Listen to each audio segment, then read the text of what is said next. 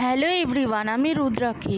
আজকে বড়ি দিয়ে বরবটি, আলু, পেঁয়াজের ঝাল রান্না করেছিলাম, তো সেটাই তোমাদের সঙ্গে শেয়ার করছি। আর হ্যাঁ, তাতে টমেটোও দিয়েছি। সব কিছু একসাথে কেটে নিয়ে ওটা ভালো করে ধুয়ে নিয়েছি। তারপরে শুকনো একটা কড়াইয়ের মধ্যে তেল ছাড়া প্রথমে বিউলির ডালের বড়িগুলোকে একটু নাড়াচাড়া করে নিচ্ছি। শুকনোভাবে প্রথমে যদি ভেজে নেওয়া যায় তাহলে খুব একটা বেশি তেল লাগে না, আর না হলে তেলে যদি দেওয়া যায় না প্রথমে, তাহলে অনেক তেল টেনে নেয় বড়ি। তো সেই জন্য প্রথমে একটু খোলার মধ্যে আলতো করে একটু ভাজা করে তারপরে সামান্য একটু সর্ষের তেল দিয়ে তারপরে এরকম করে লাল লাল করে আমি বড়িগুলো ভেজে তুলে নিয়েছি। তারপরে কড়াইতে তেল দিয়েছি, সর্ষের তেল দিয়ে বরবটি, আলু, পেঁয়াজ আর টমেটোটা দিয়ে দিয়েছি।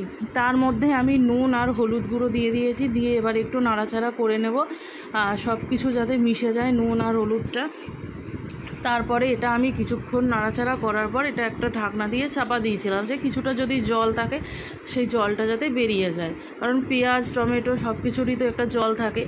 তারপরে জলটা বেরিয়ে যাওয়ার পর আমি ওর মধ্যে সামান্য পরিমাণ ধনে গুঁড়ো, জিরের গুঁড়ো দিয়েছি, আর স্বাদ মতন লঙ্কার গুঁড়ো, যে যেরকম ঝাল খায় আর কি সেই অনুযায়ী আমি লঙ্কার গুঁড়োটা অ্যাড করেছি। এটা কাঁচা লঙ্কা দিয়ে করিনি, শুকনো লঙ্কার গুঁড়ো দিয়েই করেছি।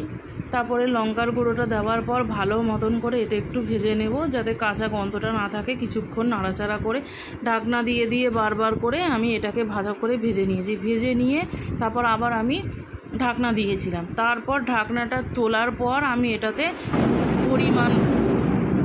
পরিমাণ মতন জল দিয়ে দিয়েছি। এবার জলের মধ্যে এটা সিদ্ধ হবে, কারণ আলু আছে, বরবটি আছে, পেঁয়াজ আছে, প্রত্যেকটা জিনিসকেই সিদ্ধ হতে হবে।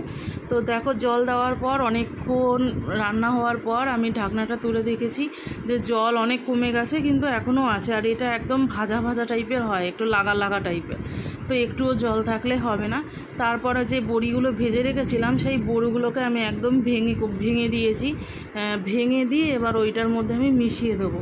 তো এইভাবে যদি বরবটির ঝাল রান্না করা যায়, দারুণ হয় খেতে। আমার তো খুবই পছন্দ, এরকমভাবে আমার মা বানাতো। তোমরাও এইভাবে করতে পারো বাড়িতে। তো দেখো, এখনও ঝোল আছে, আর একটু নাড়াচাড়া করলে আর এর মধ্যে বড়িগুলোও নেতিয়ে যাবে। তারপরে ঝোলটা একদমই কমে গেছে যখন, তখন আমি এবার গ্যাসের ফ্লেমটা অফ করে দেবো।